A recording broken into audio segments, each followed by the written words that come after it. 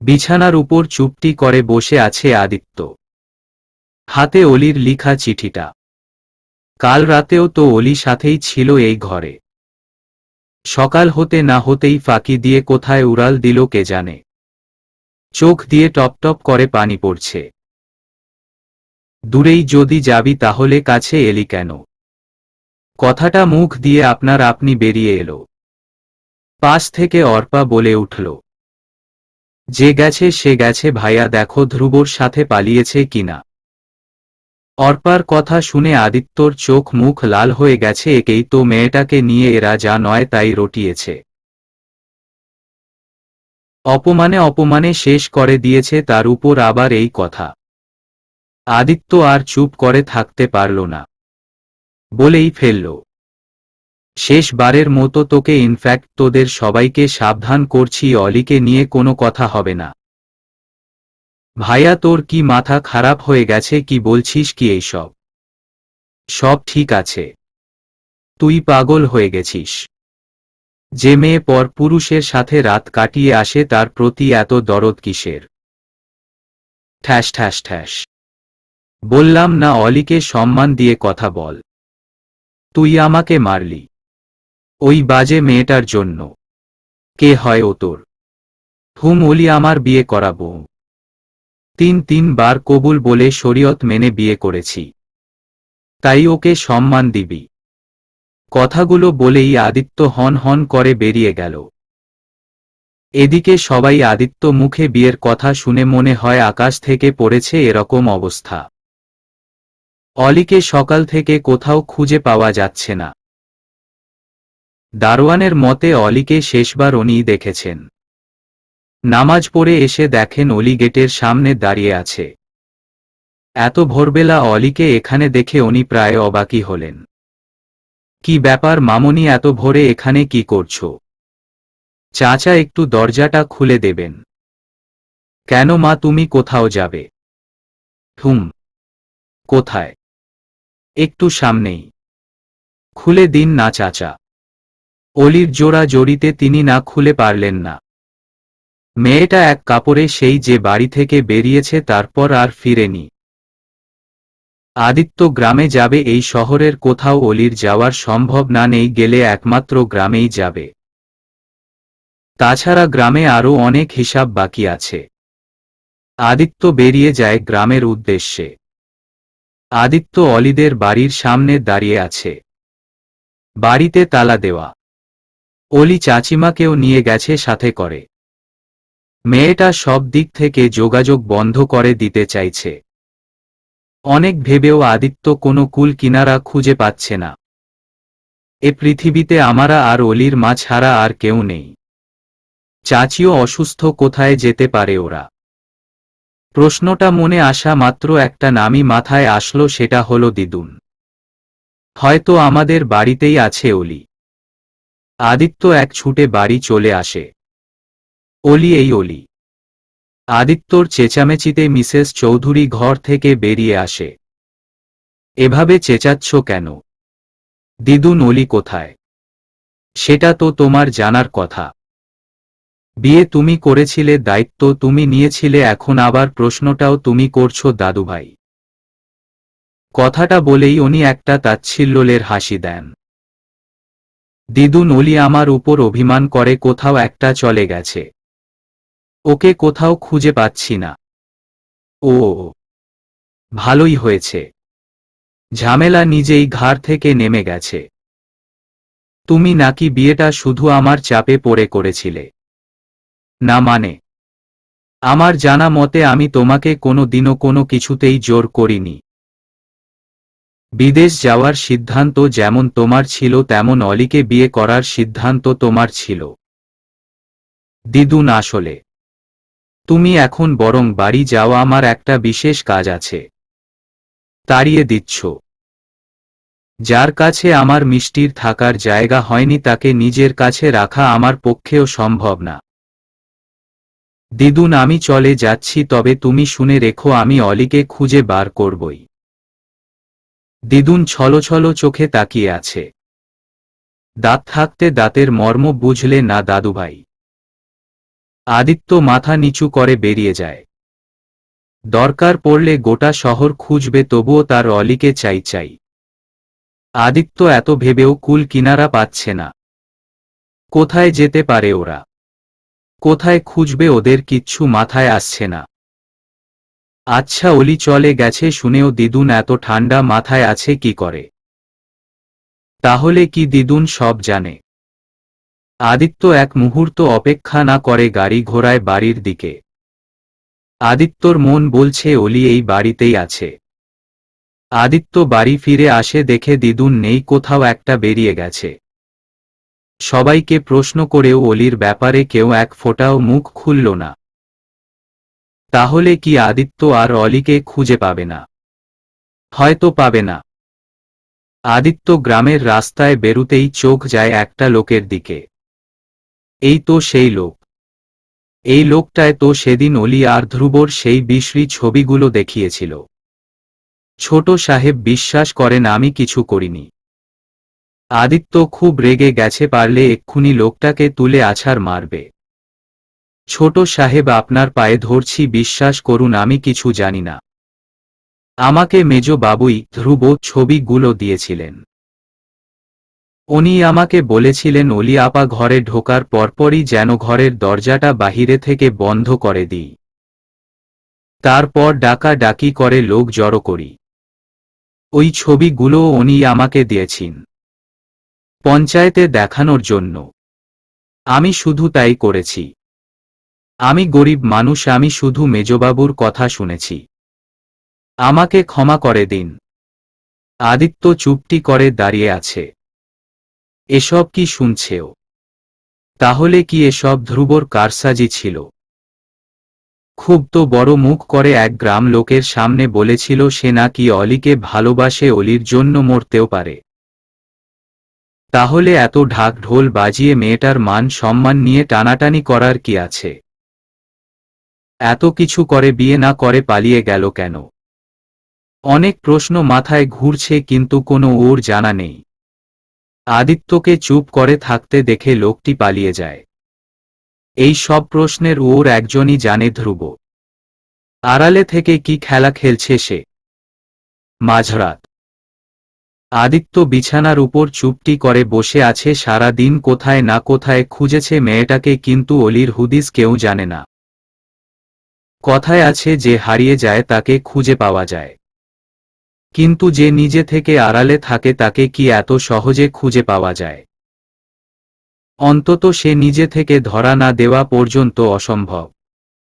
অলিকে নিয়ে চিন্তার সাগরে ডুবে আছে আদিত্য। এমন সময় হঠাৎই পেছনে থেকে কেউ কাঁধে হাত রাখে। অমনি আদিত্য পরম ভালোবাসায় জড়িয়ে নেয়। চোখের পানি যেন বাঁধ মানছে না। কোথায় চলে গেছিলি আমাকে ফেলে?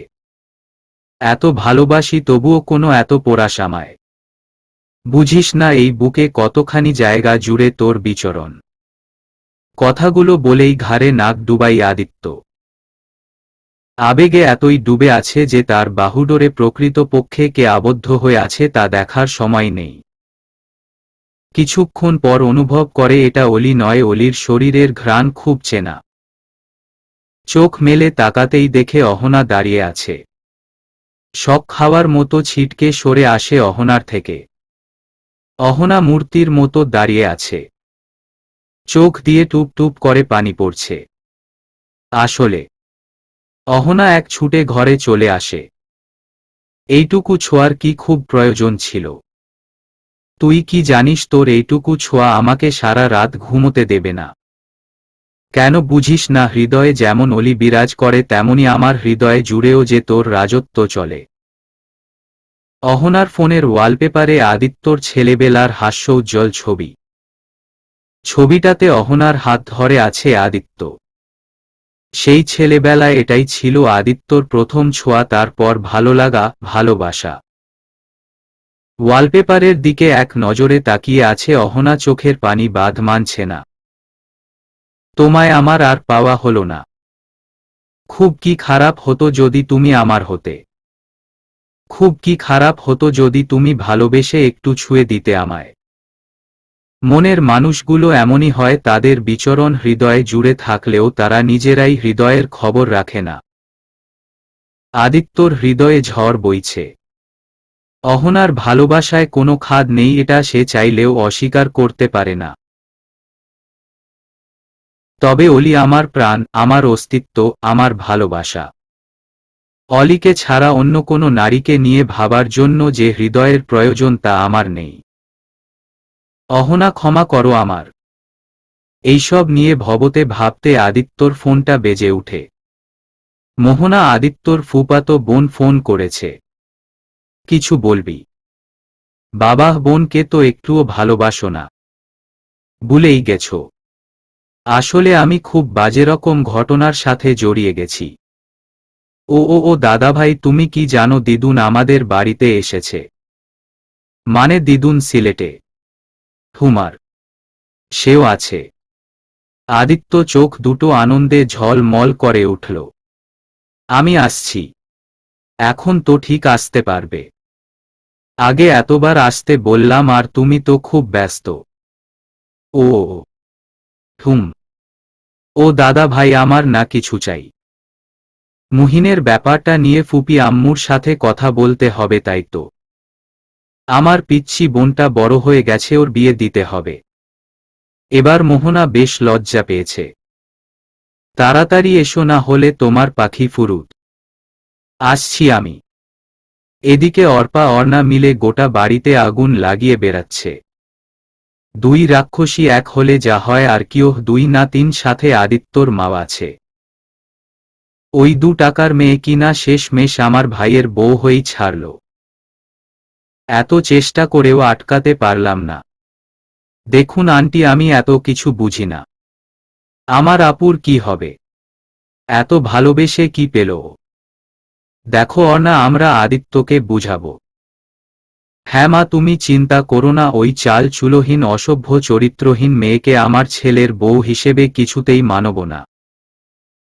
হ্যাঁ অর্ণা, তুমি মোমের কথা বুঝো আর অহনাকেও বোঝাও। এত বোঝাবুঝির কিছু নেই। আপনাদের কথা অনেক শুনেছি, আর না। আমি আমার বোনকে নিয়ে এ বাড়ি থেকে চলে যাব। অহনা এতক্ষণ চুপ ছিল, এবার বলতে শুরু করল। আদিনা ফেরা পর্যন্ত আমি কোথাও যাব না। আর অর্ণা, তুই বাড়ি চলে যা। আপু, তুমি যা বললাম তাই কর। আপু, এখানে থাকলে তুমি শুধু কষ্টই পাবে, তার চেয়ে বরং বাড়ি চলো, সব ভুলে যাও। বললাম তো আগে আদি ফিরবে, তারপর। আমাকে জোর করলে আমি আত্মহত্যা করব। অহনার মুখে এই কথাটা শুনে সবাই কেঁপে উঠল। কখনো কখনো মনে হয় আমরা যা চাই তা বুঝি আমাদের খুব কাছে আছে, হাত বাড়ালেই ধরতে পারব, কিন্তু এটা কেবল একটা ভ্রান্ত ধারণা মাত্র। পাওয়া কি এতই সহজ? আদিত্য এক মুহূর্ত অপেক্ষা না করে ভোর ভোর সোজা সিলেটের উদ্দেশ্যে রওনা হয়। তার ধারণা সিলেট গেলেই অলিকে পেয়ে যাবে। প্রায় সারা দিন ড্রাইভ করে গোধূলি লগ্নে আদিত্য ফুপির বাসায় পৌঁছায়। আদিত্যকে দেখে দিদুন ভূত দেখার মতো চমকে যায়। তুমি এখানে কি করছো? দিদুন, অলি কোথায়? তোমাকে কে এখানে আসতে বলেছে? দিদুন, প্লিজ বলো না অলি কোথায়? কেন এসেছো এখানে? দিদুন যে বেশ রেগে আছে তা দিদুনকে দেখেই বোঝা যাচ্ছে। আদিত্য কথা না বাড়িয়ে ছুট লাগায়। এ সময় অলি কোথায় থাকে সেটা আদিত্যর চেয়ে ভালো আর কে জানে। ছাদের এক কোণে রেলিংয়ের উপর গুটি সুটি মেরে বসে আছে অলি। খোলা চুলগুলো মাটি ছুঁয়ে দিচ্ছে। একটু এদিক ওদিক হলেই একেবারে 3 তলা থেকে নিচে পড়বে আমি। অলিকে এরকম ভয়ঙ্কর অবস্থায় বসে থাকতে দেখে আদিত্যর বুক কেঁপে উঠে। এক ছুটে অলির কাছে গিয়ে কোমর জড়িয়ে নিচে নামিয়ে আনে। অলি চমকে যায়। পেছনে ফিরে আদিত্যর দিকে তাকাতেই আদিত্য রাগে কটমট করতে করতে প্রশ্ন ছুড়ে দেয়। এখানে এভাবে কেউ বসে পড়ে গেলে কি হতো বলো তো? অলি শীতল চোখে এক দৃষ্টিতে তাকিয়ে আছে আদিত্যর দিকে। অলি ডোন্ট কেয়ার ভাব করে। আদিত্য উত্তর দেয়, মরে যেতাম। শ্যাট আপ, এরকম কথা ভুলেও বলবা না। আদিত্যর কথা শুনে অলি হাহা করে হেসে উঠে। আদিত্য অবাক চোখে তাকিয়ে আছে। আমি হাসার মতো কি বললাম? অলি এক পলক তাকিয়ে মুখ ঘুরিয়ে নেয়। তারপর বলতে শুরু করে, কাল রাত কেমন কাটল মিয়াদিত্য চৌধুরী? মানে? আদিত্য অবাক চোখে তাকিয়ে আছে। মানে কাল রাতটা অহনার সাথে কেমন কাটল? নিশ্চয় খুব ভালো কেটেছে। কি বলছো কি? ঠিকই তো বলছি, সেই প্রথম থেকে অহনার সাথে আপনার একটা কিছু ছিল তা আমি জানতাম। তবে সেই সম্পর্ক এত দূর অবধি গড়াবে সেটা আন্দাজ করতে পারি নাই। মাথাটা কি খারাপ হয়ে গেছে? খারাপ কেন হবে, সব তো ঠিকই আছে। কাল রাতে তুমি আর অহনা। অলি, চেঁচাচ্ছ কেন? ভুল কি বলেছি? বলে ফোনটা আদিত্য দিকে ছুঁড়ে মারে। ফোনটা হাতে নিতেই আদিত্যর চোখ চড়ক গাছ। এটা তো রাতের ছবি। যখন অহনাকে অলি ভেবে জড়িয়ে ধরেছিল তখনকার ছবি। এই ছবিকে তুলেছে, আবার অলিকেই বাকে পাঠালো। আদিত্য অলির দিকে তাকিয়ে দেখে মেয়েটা একেবারে কেঁদে কেটে বুক ভাসিয়ে দিচ্ছে। এভাবে হা করে কি দেখছোটা কি? যাও না যাও, তোমার অহনার কাছে যাও। কথাগুলো বলেই অলি হাউমাউ করে কেঁদে দেয়। আদিত্য অলিকে জড়িয়ে ধরে। অলি অনেক ছাড়ানোর চেষ্টা করলেও আদিত্য শক্ত করে জড়িয়ে ধরে রেখেছে। আদিত্যকে নিয়ে বিচার সভা বসেছে। দিদুন তো রেগে মেগে আগুন। আদিত্যর দিকে চোখ পাকিয়ে প্রশ্ন ছুড়ে দেয়, কি চাই তোমার? কেন এসছো এখানে? আর ওই ছবিগুলোর মানে কি? ছি ছি, কত বিশ্বাস করে তোমার হাতে মেয়েটাকে তুলে দিয়েছিলাম আর তুমি কিনা? দিদুন, বিশ্বাস করো, তোমরা যা ভাবছো তেমন কিছুই নয়। তাই নাকি? তাহলে ছবিগুলো মিথ্যে? পাশ থেকে ফুপ্পি বলে ওঠে। না মানে? অলি আবার কেঁদে দেয়। অলি, তুই একদম কাঁদবি না। এই কেঁদে কেঁদেই তো সারা জীবন সবার কাছে ঠকে গেলি, আর কত কাঁদবি? আদিত্য সবাইকে বারবার বোঝানো চেষ্টা করছে কিন্তু কেউ কিছু বুঝতেই চাচ্ছে না। এবার অলি বলে ওঠে দাঁড়ায়, আপনার সাথে একটু আলাদা কথা বলতে চাই মিয়াদিত্য চৌধুরী। দিদুন, তুমি কি আমাকে একটু আলাদা কথা বলার অনুমতি চাই, দেবে কি? তুই যদি কথা বলতে চাস তাতে আমার আপত্তি থাকার মানেই হয় না। চলুন। অলি আদিত্যকে নিয়ে সোজা ছাদে চলে যায়। এখান থেকে বাহির বেশ কিছু এলাকা দেখা যায়। বাড়িটা চারপাশ দিয়ে চা বাগান ঘেরা। অলি চারদিকে চোখ বুলাচ্ছে, কি সুন্দর এই প্রকৃতি। জীবন যদি এই প্রকৃতির মতোই সুন্দর হতো। আদিত্য করুণ দৃষ্টিতে অলির দিকে তাকিয়ে আছে। বুকের ভেতর এক অজানা ভয় বাসা বাঁধছে। অলি, বিশ্বাস কর, তোরা যেটা ভাবছিস সেটা ভুল। তুমি অহনা আপুকে বিয়ে করে নাও। অলি প্লিজ, তুই অন্তত আমাকে ভুল বুঝিস না। অলি মাথা নিচু করে দাঁড়িয়ে আছে। অলি, তুই আমার কথাটা শোন। আমাকে কোনো কিছু বলতে হবে না। তুমি বাড়ি যাও। অলি, সবার আগে গল্প পড়তে আমাদের নীল ক্যাফের ভালোবাসা পেজের সাথেই থাকুন। অলি একটু চুপ থেকে আবার বলতে শুরু করে, আমি তোমার সাথে ফিরব না। তুমি বাড়ি ফিরে যাও। আদিদা আমাকে ফিরিয়ে দিল। তোমার কাছে আমার সতীত্বের পরীক্ষা দেওয়ার ছিল, দিয়েছি। এখানেই আমাদের সম্পর্কে রীতি টানা প্রয়োজন। তুমি অহনা আপুকে বিয়ে করে নাও। তুই কি সত্যি তাই চাস? বেশ, তাই হবে। আদিত্য আর একটা কথাও বলেনি। মেয়েটা যে বড্ড অভিমানী তার উপর ছবিগুলো। এত কিছু নিতে পারছে না। একটু সময় দেওয়া প্রয়োজন, না হলে হিতে বিপরীত হতে পারে। আদিত্য বাড়ি ফিরে যাচ্ছে। বুকের ভেতর একটা চিনচিনে ব্যথা হচ্ছে। মেয়েটাকে একা ছাড়ে যেতে ইচ্ছে করছে না। খুব ভয় হয় যদি হারিয়ে ফেলি। তবে না যে উপায় নেই। এই ঘটনার শেষ আদিত্য দেখেই। এক শ্রেণীর লোক চায় না আদিত্য আর অলির মিলন হোক, তাই এক এক সময় এক এক পরিকল্পনা। আচ্ছা, অলিকে আমি যখন এভাবে অবিশ্বাস করেছিলাম তখন অলিরও কি এরকম কষ্ট হয়েছিল? কথাটা একা একা বলতেই আদিত্য চোখে পানি চলে আসে, চোখ দুটো পানিতে ছলছল করছে।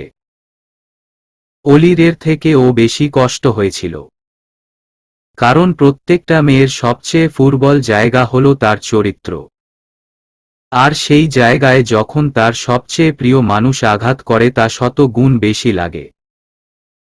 অলিরও লেগেছিল। এতগুলো দিন ধরে জমানো অভিমান এত তাড়াতাড়ি ভাঙ্গা সম্ভব নয়, কিন্তু এই প্রত্যেকটা ঘটনার শেষ দেখেই ছাড়বে। এরকম সময় আদিত্য ফোন বেজে ওঠে।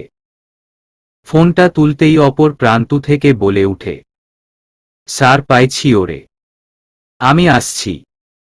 কোথায় ও?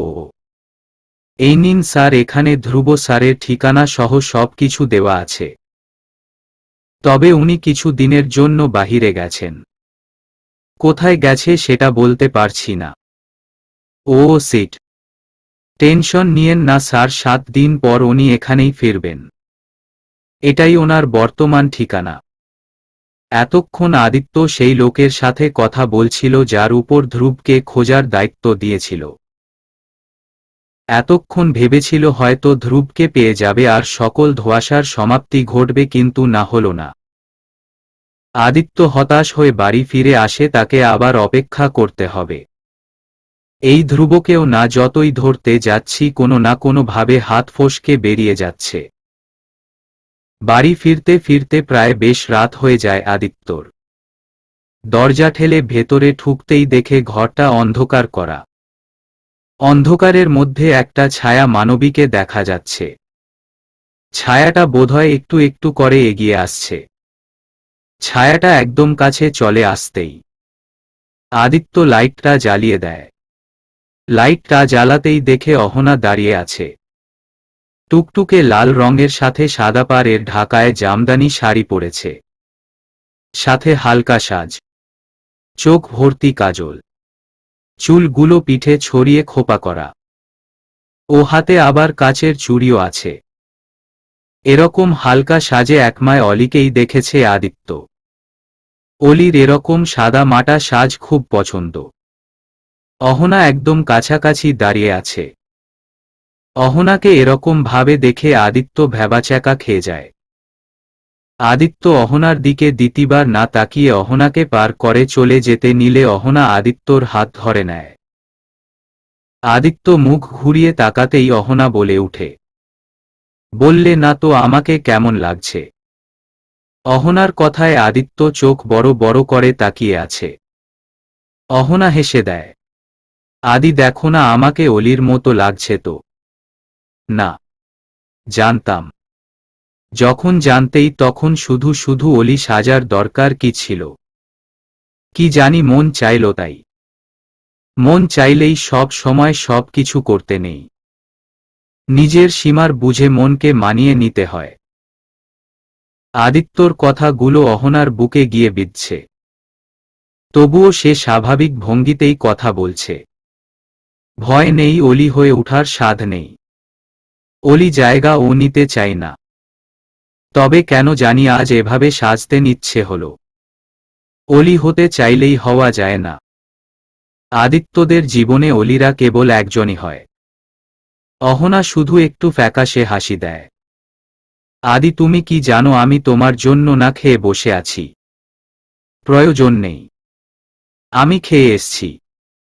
অহনা এক শান্ত চাহনিতে আদিত্যর দিকে তাকিয়ে আছে, যেন কোনো মূর্তি মানবী। অহনা নিচু গলায় জবাব দেয়, আর আমি যে তোমার জন্য সেই সকাল থেকে অপেক্ষা করছি তার কোনো দাম নেই, তাই না? কথাগুলো আদিত্যর কান অবধি পৌঁছায়নি। সে তো কথাগুলো বলে একরকম পালিয়েই ঘরে চলে যায়। অহনার কথাগুলো বেশ অন্যরকম লাগছে। আদিত্যর বেশ অস্বস্তি লাগছিল। ঘরে ঢুকেই দরজা বন্ধ করে দেয় আদিত্য। কি জানি মেয়েটা যদি ঘরে চলে আসে। আজকাল অহনাকে চিনতে বেশ কষ্ট হয় আদিত্যর। আগে তো কত ভালো ছিল। অলির সাথে বিয়ের প্ল্যানটাও তো অহনারই ছিল। অলির ওইরকম ঘটনায় অহনায় বুঝিয়েছিল চোখে দেখা সত্যগুলোর মধ্যে অনেক সময় অনেক কিছু লুকিয়ে থাকে। তবে আজকাল মেয়েটা কেমন যেন হয়ে গেছে। অলিকে বেশ মনে পড়ছে। ঘরটা কেমন ফাঁকা ফাঁকা। এতদিন আলাদা ঘরে থাকলেও অন্তত দেখতে পেত, কিন্তু এখন তাও পারছে না। মেয়েটা যে খায়নি সেটা আদিত্য জানা, তাই সেও খাবে না। স্বামী স্ত্রীর মধ্যে সুখ দুঃখগুলো সমান সমানভাবে ভাগাভাগি হওয়া উচিত। এতে একে অপরের অনুভূতিগুলো মন থেকে অনুভব করা যায়। অলির কথা মনে পড়তেই আদিত্যর ছবিগুলোর কথা মনে পড়ে যায়। অলির ফোনটা আদিত্যর পকেটেই ছিল। অলি যখন ফোনটা ছুঁড়ে মেরেছিল তখন আদিত্য সেটা পকেটে ঢুকিয়ে নিয়েছিল। ফোনটা বার করেই নাম্বারটা নিজের ফোনে তুলে কল দিতেই কয়েকবার রিং হয়ে কেটে যায়। আশ্চর্য, এবার ফোনটা সুইচ অফ বলছে। আদিত্য বেশ বুঝতে পারছে কাজটা এবাড়ির কেউই করেছে। তাছাড়া এত রাতে বাহিরের কেউ ওই ছবি তুলবে কি করে? কাল সকালে এ নিয়ে কথা হবে। মাঝরাতে অহনা আদিত্য দরজার সামনে দাঁড়িয়ে আছে। আদিত্য ঘরে ঢোকার পর থেকেই ঠায় দাঁড়িয়ে আছে। কিছুক্ষণ পর কি মনে করে নিজের ঘরে চলে যায়। আয়নার সামনে দাঁড়িয়ে আছে অহনা। গা থেকে একটানে শাড়িটা খুলে ছুঁড়ে মারে মেঝেতে। তারপর চুলগুলো ঝাঁকিয়ে এলোমেলো করে দেয়। আয়নায় নিজের অর্ধনগ্ন প্রতিবিম্বকে বেশ খুঁটিয়ে খুঁটিয়ে দেখছে অহনা। কই রূপে যৌবনে সে তো অলির থেকে কোনো দিক দিয়ে কম নয়। ওই তো মেদহীন ফর্সা পেট, দুধে আলতা গায়ের রং একেবারে ধবধবে ফর্সা। সবই তো যে কোনো ছেলেকে কাছে টানার জন্য যথেষ্ট। অলির তো এমন রূপ নেই। অলির গায়ের রংটাও তো এত ফর্সা না, একটু চাপা। পেটে তো তেমন বিদ্যাও নেই, তাহলে কি দেখে মজেছে আদিত্য যে ওই মেয়ে ছাড়া কাউকে চোখে পড়ে না? সেই ছোটবেলায় যে দিন থেকে অলিকে পেয়েছে আর কাউকে চোখেই পড়ে না তার। আর ভালো মানুষের নাটক করতে ইচ্ছে করে না। সেদিন রাতে যদি অলি সাজতাম, যদি কোনো ভুল হয়ে যেত তাহলে আজ আদিত্য আমার সাথে থাকত। কথাগুলো বলতে বলতে দেয়ালে সজোরে বাড়ি মারে অহনা। হাতের চুড়িগুলো ভেঙ্গে কয়েকটা হাতের মধ্যে ঢুকে গেছে। এত ভালোবেসেও তো তোমাকে পেলাম না, কেন বলতে পারো? এদিকে আদিত্যকে ফিরিয়ে দিয়ে অলির নাজেহাল অবস্থা। কেঁদে কেটে একাকার। একদিকে ভালোবাসা, একদিকে অপমান, একদিকে আত্মসম্মান তো অন্য দিকে অভিমান। আর সব কিছুর ঊর্ধ্বে আদিত্য। আদিত্য অলির কাছে বরাবরই আকাশের চাঁদের মতো। ধরতে গেলেই ভয় করে, কারণ অলিরা উচ্চতাকে জয় করতে ভয় পায়। কারণ চাঁদের কাছে তো তার সমকক্ষ কাউকেই মানায়। ঠিক যেমনটা অহনা। আদিদা, তুমি যদি অহনা আপুকে ভালোবেসে থাকো আমি তোমায় কোনো দিনও বাধা দেব না। তোমার থেকে পাওয়া ওইটুকু ভালোবাসায় আমার সারা জীবন কাটানোর জন্য যথেষ্ট। ত্রিকোণ প্রেম বড়ই বেদনাদায়ক, যেমন বেদনাদায়ক ভালোবাসা। পাহাড়ের চূড়ায় নীল রঙের শাড়ি পরে খোলা চুলে দাঁড়িয়ে আছে একটি মেয়ে। হাত ভর্তি কাচের নীল চুড়ি আর রজনীগন্ধা ফুল। আদিত্য কাছে এগিয়ে যেতেই মেয়েটি পেছনে ফিরে তাকিয়ে ফিক করে হেসে দেয়। মেয়েটি অলি। হ্যাঁ, এই তো অলি। অলি, সেই কখন থেকে খুঁজছি তোকে। আদিদা, ওই দেখো নীল রঙের কত বড় পাথর। ধুর বোকা, এইটা পাথর না, এইটা আকাশ। আদিদা, তোমার কাছে এইটা আকাশ হলেও আমার কাছে এইটা পাথর। নীল রঙের জ্বলন্ত পাথর, শতমণি মুক্তার থেকেও দামি। তাই নাকি? হুম। আদিদা, আমাকে এক টুকরো আকাশ এনে দেবে? না না, এক টুকরো নয়, আমার তো পুরো আকাশটাই চাই। আকাশ কি করে আনবো, পাগল হলি নাকি? না, শুধু আকাশ নয়, আমাকে চাঁদে নিয়ে যাবে। আমার না খুব শখ মেঘের ভেলায় চড়ে ভাসতে ভাসতে ওই আকাশে যাব, তারপর তারা হয়ে আকাশে ভাসব, ঠিক ওই চাঁদটার পাশাপাশি। অলির কথা শুনে আদিত্য ফিক করে হেসে দেয়। কি অদ্ভুত শখ তোর! আমি তো আকাশে যাবই। এবার আদিত্য হাহা করে হেসে দেয়। অলি বেশ রেগে গেছে। আদিত্য অলির রাগ ভাঙানোর জন্য যতই ধরতে চাইছে অলিটা ততই পিছাচ্ছে।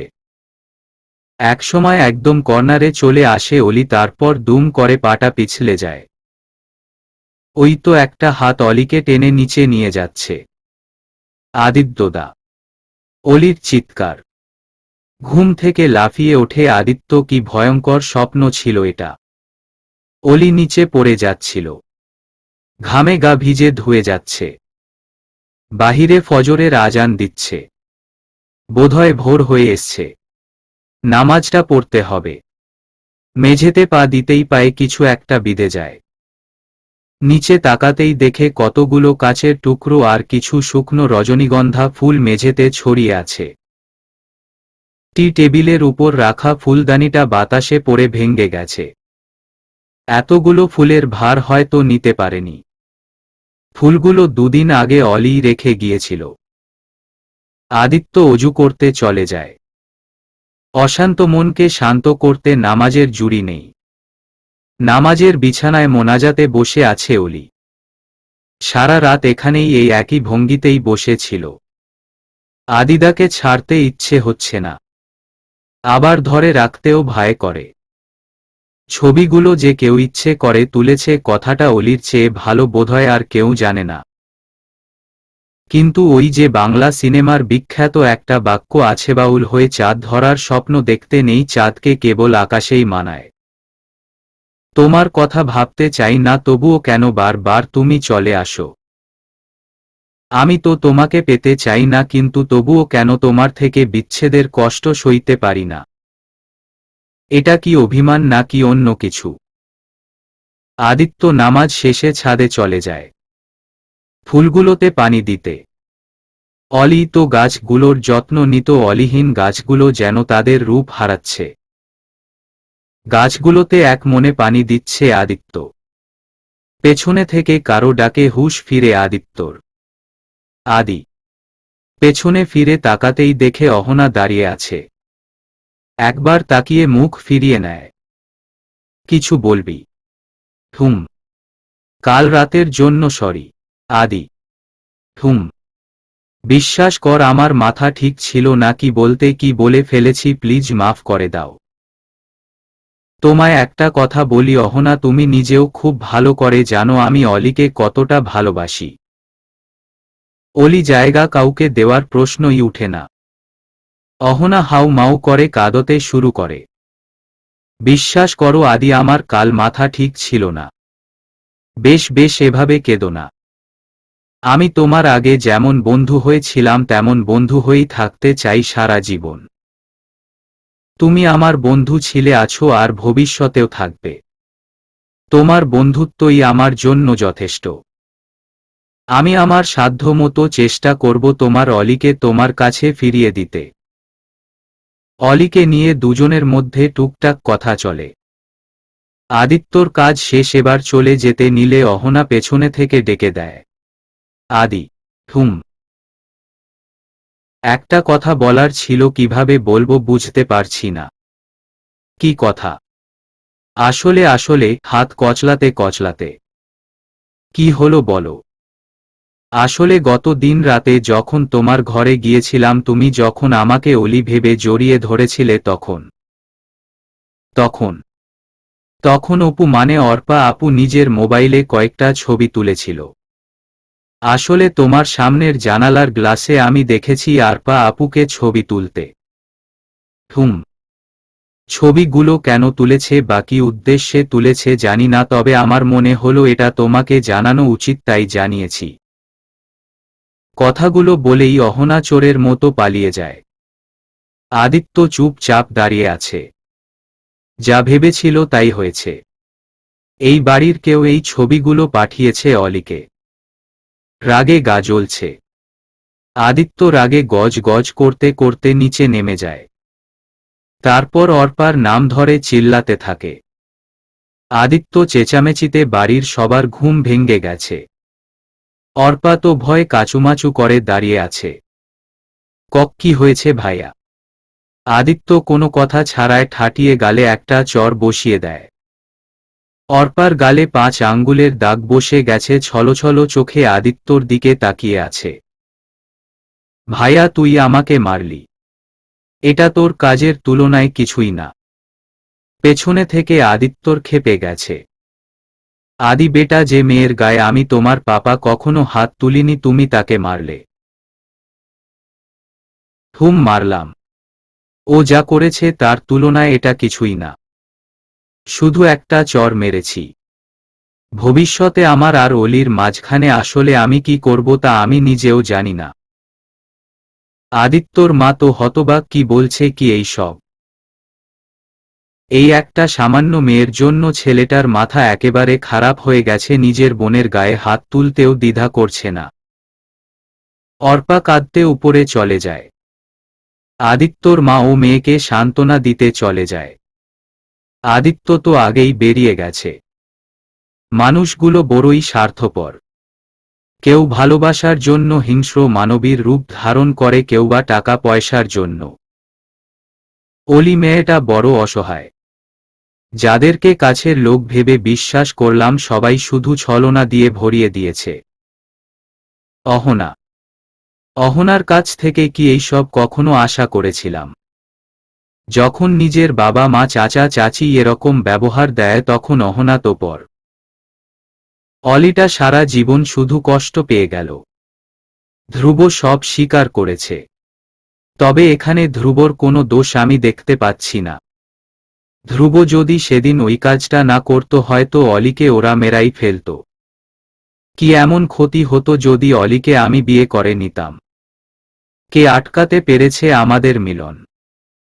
এত শত চেষ্টা করেও তো কেউ পারল না অলি আর আদিত্যকে আলাদা করতে। অলি ছিল আমার নয়টি। জন্ম, মৃত্যু, বিয়ে সব আল্লাহর হাতে। তিনি নিজে অলিকে আমাকে দান করেছেন। এত বাধা বিপত্তি পেরিয়ে এক হয়েছে অলি আর আদিত্য, তাহলে এতগুলো দিন পর আবার কেন তাকে আমার থেকে কেড়ে নিচ্ছ? আমার জন্যই অলি সব হারালো, প্রথমে নিজের বাবাকে, তারপর নিজের মান সম্মান। এখন তো সে নিজের প্রাণটাও খোয়াতে বসেছে। কথাগুলো হাসপাতালের বারান্দা বসে ভাবছিল আদিত্য। দেখতে দেখতে তাদের জীবনের একটা বছর পেরিয়ে গেছে। সব ভুলবোঝা বুঝি মিটে অলি আর আদিত্য এক হয়েছিল। কিন্তু সূত্রতা আর ছলনার কাছে হার মানতে হলো দুজনকে। মানুষ হার মানলেও ভালোবাসা হার মানে না। অহনা আর আদিত্যর চাচা চাচি জেলে আছে। ধ্রুব আর বেঁচে নেই। অলিকে বাঁচাতে গিয়ে বেচারা নিজে প্রাণ দিয়ে বসল। আদিত্যর ভাবনায় ছেদ ঘটল নার্সের ডাকে। মিস্টার চৌধুরী, আপনার টুইন বেবি হয়েছে। নার্সের হঠাৎ কথায় আদিত্য চমকে উঠল। চোখে পানি ছল ছল করছে। আজকের এই দিনটা নিয়ে কত পরিকল্পনা ছিল দুজনের। মি চৌধুরী, শুনতে পাচ্ছেন, আপনার এক ছেলে আর এক মেয়ে হয়েছে। কথাগুলো বলেই নার্স তোয়ালে দিয়ে মুড়ে 2টা বেবিকে এগিয়ে দিল। আদিত্যর পাশ থেকে অর্পাও হাত বাড়িয়ে দিল। ভাইয়ের প্রথম বাচ্চা বলে কথা। অর্পার চোখ দুটো ছলছল করছে। ছলছল চোখে মেয়েটার দিকে তাকিয়ে আছে। মুখের আদলটা ঠিক দিদুনের মতো হয়েছে। অর্পা মেয়েটাকে কোলে নিল। আজ দিদুন বেঁচে থাকলে খুব খুশি হতো। তবে বেশ হয়েছে, দিদুন ফিরে এসেছে। দিদুন বারবার বলতো, অলি, আমি মরে গেলে আবার ফিরে আসবো তোর পেটে। আমাকে একটু জায়গা দিবি, আমার বড্ড শখ তোর মেয়ে হওয়ার। আমি কিন্তু তোর মতো এত ফর্সা না, এই কালো মেয়েটাকে একটু জায়গা দিবি তো তোর পেটে। দিদুনের কথা শুনে অলিও একগাল হেসে দিত। আজ দিদুনি তো সবার আগে বাচ্চা দুটোকে কোলে নিত, কিন্তু ভাগ্য বলেও কিছু আছে। না হলে এক রাতের মধ্যে এভাবে সব কিছু এলোমেলো হয়ে যেতে পারে। আদিত্য ছেলে বাচ্চাটার দিকে তাকিয়ে আছে। দেখতে কিছুটা আদিত্যর মতো হয়েছে। অলিটাও না সারা ঘরে আদিত্য ছবি লাগিয়ে রেখেছিল এই 9 মাস, যাতে বাচ্চাগুলো দেখতে বাবার মতো হয়। পাগলি একটা। অলির কথা মনে হতে আদিত্য নার্সকে বলতে থাকে, ম্যাম আমার ওয়াইফ। আসলে উনি পড়ে গিয়ে পেটে প্রচণ্ড আঘাত লেগায় প্রচুর ব্লিডিং হচ্ছে, যার কারণে ওনার অবস্থা আশঙ্কাজনক। কথাটা শুনেই আদিত্য চমকে উঠল। অর্পা ডুকরে কেঁদে উঠল। আদিত্যর মনে পড়ে গেল সেদিনের স্বপ্নের কথা, অলিকে একটা হাত টেনে নিচে নিয়ে যাচ্ছিল। তবে কি আদিত্যর স্বপ্ন সত্যি হবে? অলির খুব শখ মেঘের ভেলায় চড়ে আকাশে যাওয়া। তবে সেদিন স্বপ্নেও তো আদিত্য অলিকে ধরেছিল, শক্ত করে ধরে রেখেছিল। অলিকে পড়তে দেয়নি নিচে, যেতে দেয়নি কোথাও, আজও যেতে দেবে না। কিন্তু আজ ধরতে পারেনি সেই দুটো হাত ঠিকই অলিকে ধাক্কা দিল। অলিও উঁচু থেকে নিচে গড়িয়ে পড়ল।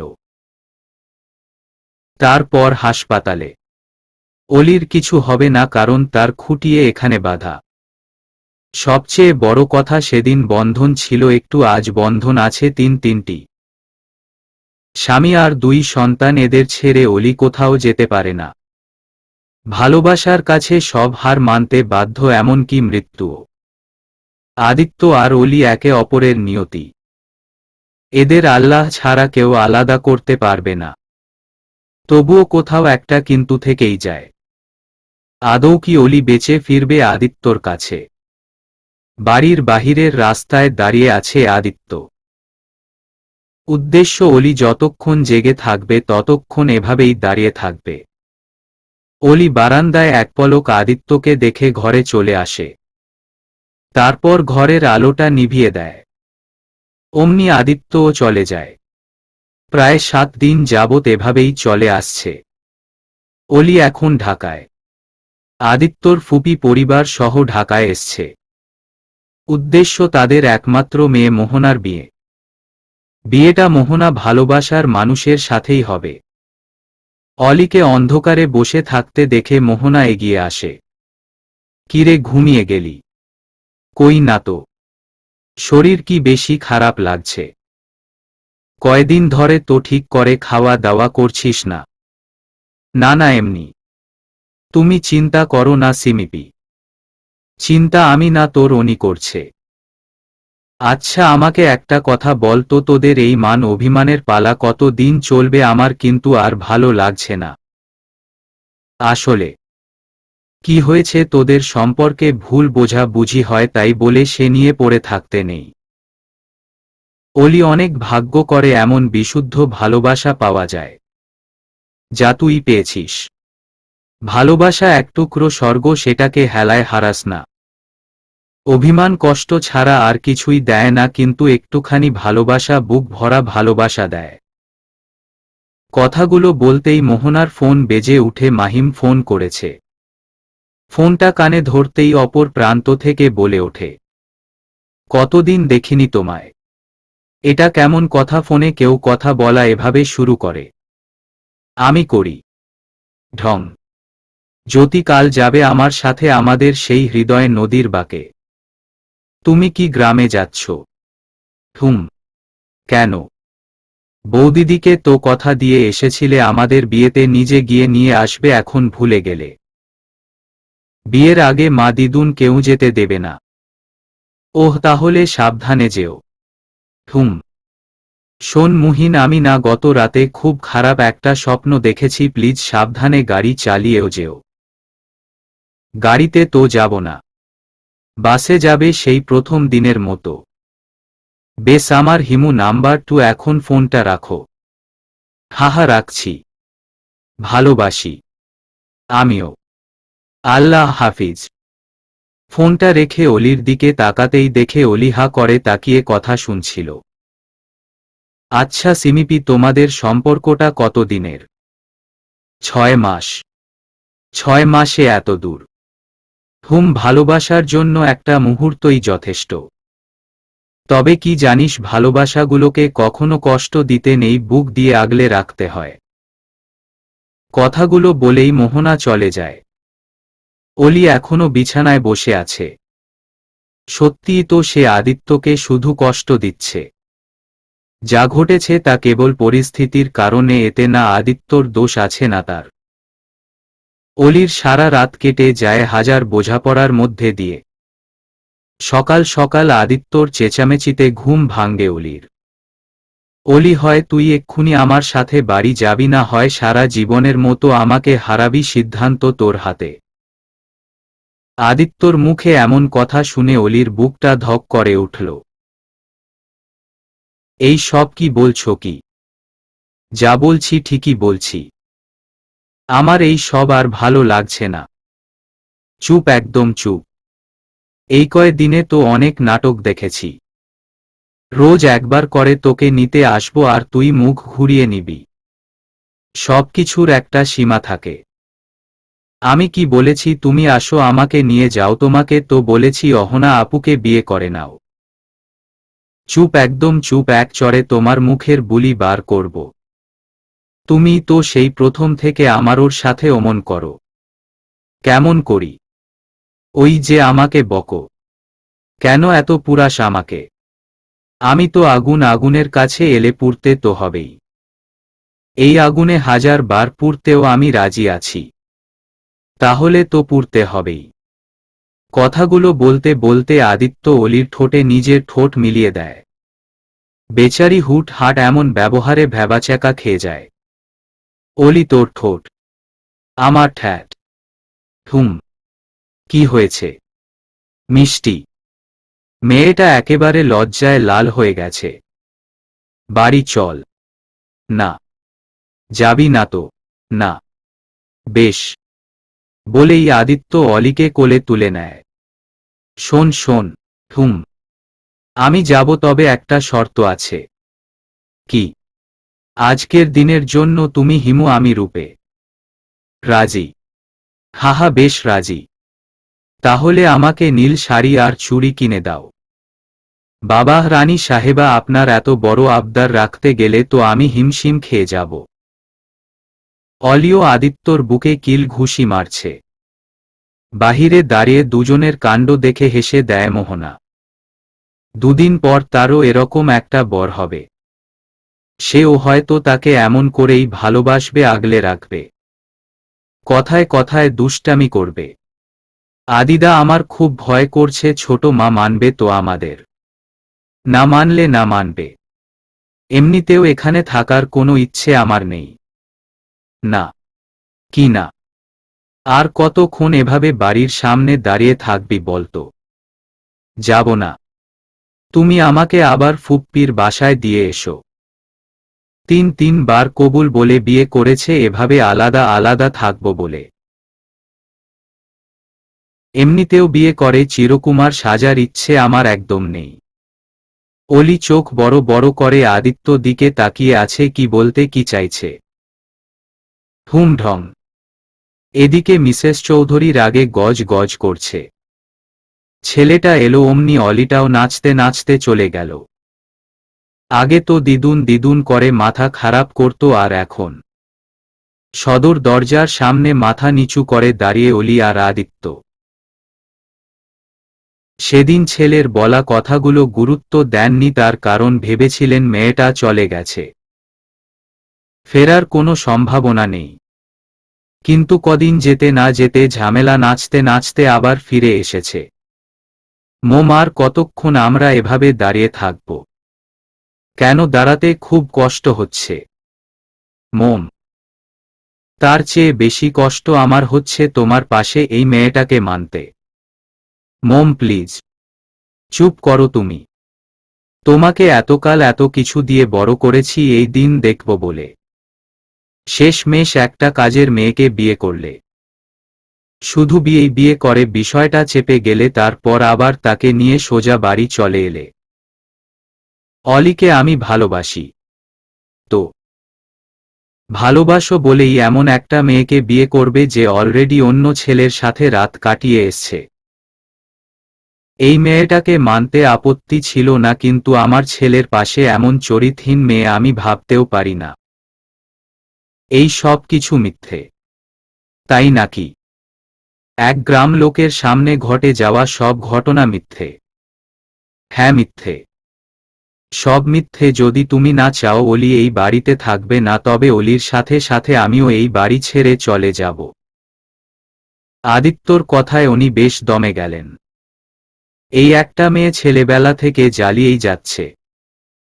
এতদিন এই মেয়ের জন্য শাশুড়ির ঝাঝালো কথা শুনতে হয়েছে, এখন ছেলের। এই মেয়েটা কি একটুও শান্তি দিবে না? কথাগুলো বলেই আদিত্য অলির হাত শক্ত করে চেপে ধরে।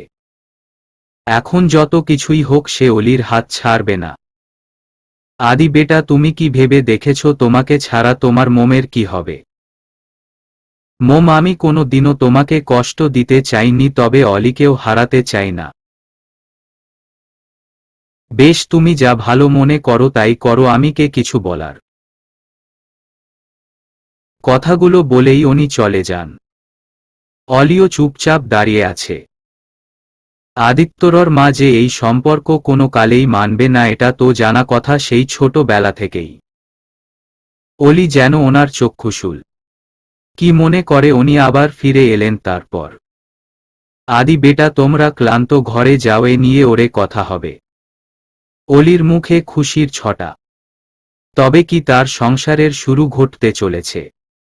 হয়তো এটাই হতো আদিদার সাথে পথ চলার শুরু।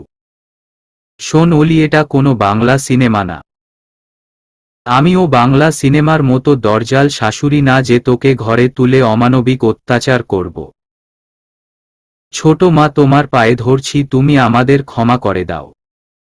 তোরা কেউ কোনো অন্যায় করিসনি, ক্ষমা চাওয়ার প্রশ্নই আসে না। আমার ছেলের তোর প্রতি একটা বিশেষ টান ছিল, সেই প্রথম থেকেই আমি তাকে আটকানোর অনেক বৃথা চেষ্টা করেছি, তবে সফল হয়নি। অলি ছল ছল চোখে মাথা নিচু করে রাহেলা বেগমের বলা কথাগুলো শুনছিলেন। দুপুরে সবার অলক্ষ্যে তিনি অলিকে ঘরে ডেকে পাঠান। সে যাই হোক, কি জানিস, আমি তোকে একদম পছন্দ করি না।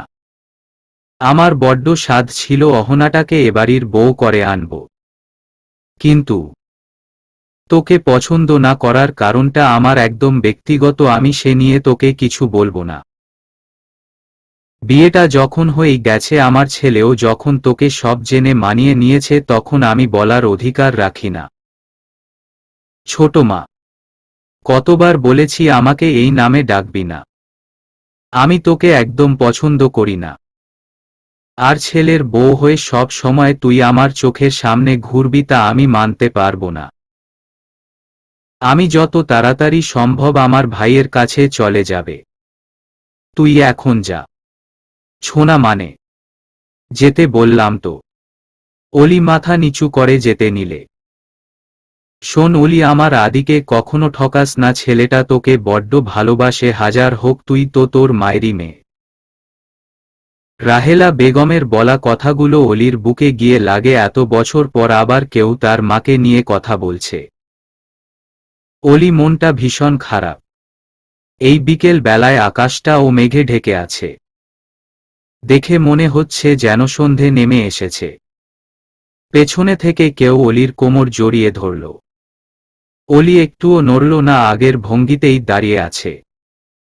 এভাবে ধরার অধিকার কেবল একজনেরই আছে। কি মন খারাপ? অম্মহুম। তাহলে শরীর? না, তাও না।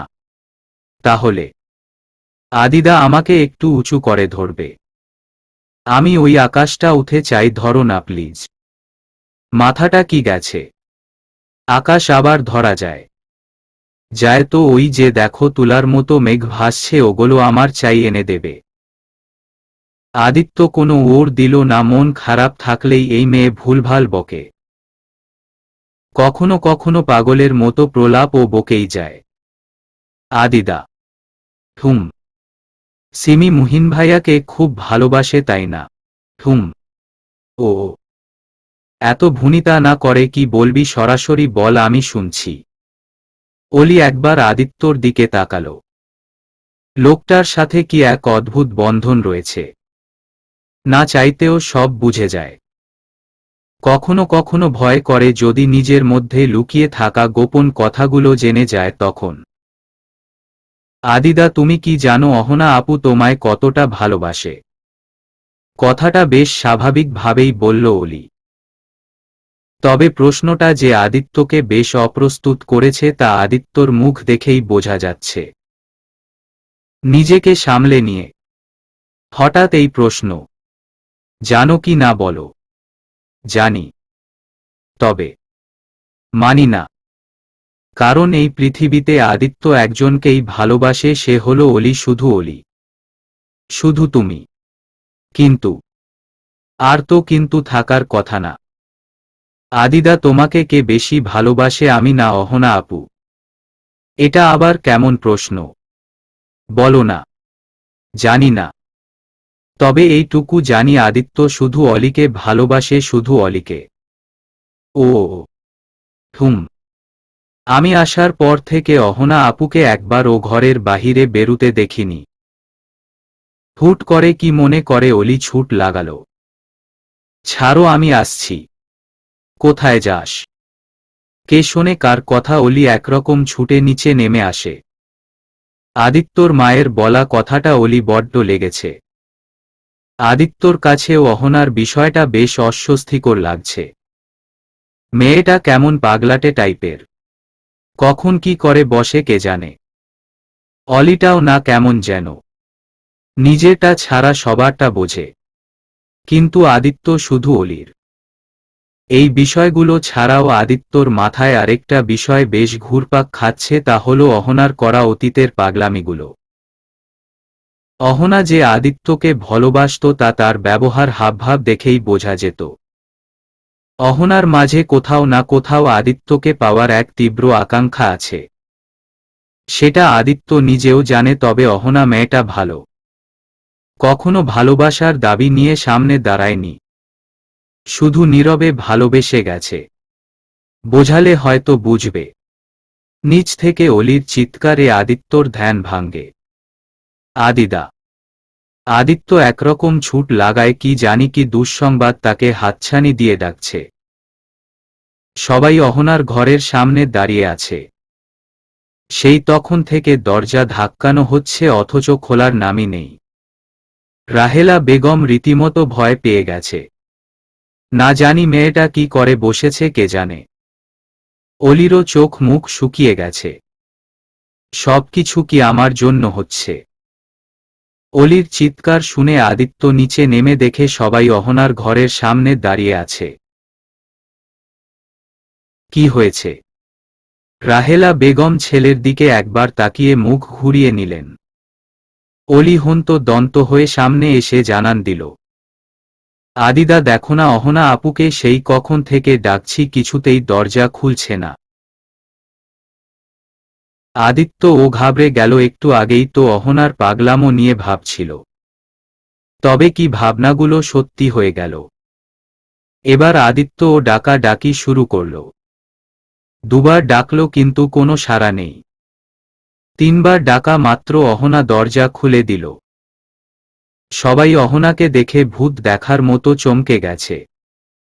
লাল টুকটুকে একটা শাড়ি পরেছে, দেখে মনে হচ্ছে নতুন বউ। অহনা আপু, দরজা খুলছিলে না কেন? তোমাকে সেই কখন থেকে ডাকছিলাম। তুমি কে যে তোমার ডাকে দরজা খুলব? এ মানে? অহনা, কি শুরু করলি? কখন থেকে ডাকছিলাম শুনতে পাস না? কানে কি তুলো গুজেছিলি? কত চিন্তায় পড়ে গিয়েছিলাম। তুইম ভয় পেয়েছিলে তাই না? তার মানে তুমিও আমাকে নিয়ে ভাবো? অহনার কথায় আদিত্য বেশ দমে গেল। কি বুঝাতে চাইছে ও? অলির মুখটা ও ফ্যাকাশে হয়ে গেছে। আদিদা আমাকে ছাড়া অন্য কাউকে নিয়ে ভাবে, কিন্তু তখন যে বলল শুধু আমি। রাহেলা বেগম হেন ঘটনায় বেশ লজ্জা পেয়ে গেছেন। ছেলেটা দিন দিন কেমন ধোঁয়াশায় তলিয়ে যাচ্ছে তা কি সে জানে না। বিকেলের ঘটনার পর অহনার সাথে অলির আর তেমন দেখা হয়নি। মেয়েটা কেমন যেন ঘরবন্দি করে রেখেছে নিজেকে। আদিত্যটাও কোথায় চলে গেল বলেও গেল না। একা একা কেমন যেন লাগছে। আচ্ছা, এই ঘরটা কি আমার? এটা আমার ঘর। এই ঘর, এই বিছানা, এই সব কিছু আমার। এই বরটাও তো আমার। কথাগুলো ভাবতেই অলির মুখ ঝলমল করছে। এত সুখ সইবে তো? বন্ধুদের সাথে আড্ডায় আড্ডায় বেশ দেরি হয়ে গেছে। কতগুলো দিন পর এরকম শান্তি অনুভব করছে আদিত্য। কোনো দ্বিধা নেই, দ্বন্দ্ব নেই জীবনে। আছে শুধু স্বপ্ন আর বাকি জীবন একসাথে পথ চলার আকাঙ্ক্ষা। হারানো জিনিস ফিরে পেলে হয়তো এরকম ভালো লাগায় জন্মায়। বেশ ফুরফুরে মেজাজে ঘরে ঢুকতেই আদিত্যর চোখ চোরক গাছ। সম্পূর্ণ ঘরটা ছোট ছোট মোম দিয়ে সাজানো, আর মাঝখানে বসে আছে অলি। বউ সেজে, পরনে 7 রঙের বেনারসি। ওহ, বসে আছে বললে ভুল হবে, বসে বসে ঘুমাচ্ছে। এই মেয়েটাও মা পারে বাবা, যে কোনো পরিস্থিতিতে যে কোনো জায়গায় ঘুমিয়ে যেতে পারে। আদিত্য হেসে দেয়। বোধহয় অনেকক্ষণ ধরে অপেক্ষা করছিল, তাই ঘুমিয়ে গেছে। আদিত্য ধর পায়ে অলির দিকে এগিয়ে গিয়ে কোলে তুলে নেয়। তারপর সোজা ছাদে। আদিদা, বাঁচাও। কি হলো? দেখো না, একটা রাক্ষস আমাকে নিয়ে হাওয়ায় ভাসছে। কি? হুড়িম্ম, চোখটা খোল না। অলি ভয় করে। খোল বলছি। ঘুম ঘুম চোখে অলি তাকিয়ে দেখে সে তার বরের কোলে খোলা আকাশের নিচে শুয়ে আছে। ওই চাঁদটা স্পষ্ট দেখা যাচ্ছে। জানো আদিদা, রাক্ষসটা খুব ভালো। আমাকে নিয়ে ভাসতে ভাসতে আকাশের খুব কাছে চলে এসেছে। কি? হিহি। আচ্ছা শোনো না, আমাকে ওই চাঁদটা এনে দিবে। আবার উল্টা পাল্টা কথা শুরু। ধুর, উহু, বেশ রাগ করলাম। আদিত্যকে চুপ থাকতে দেখে অলি নিজেই বলে উঠে, কেউ যদি আমাকে একটা গান শোনায় তাহলে আমার রাগ ভাঙবে, নয়তো এ রাগ কখনো ভাঙবে না। তাই নাকি? হুম, তাহলে শুরু করা যাক বউয়ের রাগ ভাঙানোর মিশন। অলি একগাল হেসে উত্তর দেয়, শুরু করো, কত দিন তোমার গান শুনি না। ভালোবেসে সখী, নিভৃতে যতনা। আমার নামটি লিখো তোমার মনেরও মন্দিরে। আমারও পরাণে যে গান বাজিছে, তাহার তালটি শিখো তোমার চরণ মঞ্জিরে। ভালোবেসে সখী, ধরিয়া রাখিও সোয়াগে আদরে আমার মুখ্য পাখি। তোমার প্রসাদ প্রাঙ্গণে মনে করো সখী, বাঁধিয়াও আমার হাতের রাখি। তোমার কনক কঙ্কনে ভালোবেসে সখী, নিভৃতে যতনা। উপরে খোলা আকাশ, ঘন কালো মেঘের মাঝে এক ফালি চাঁদ। পাশে বসা অভামানী প্রিয়তমা। ওহ লালটুকটুকে বউ। রোমান্টিকতার জন্য আর কিই বা লাগে।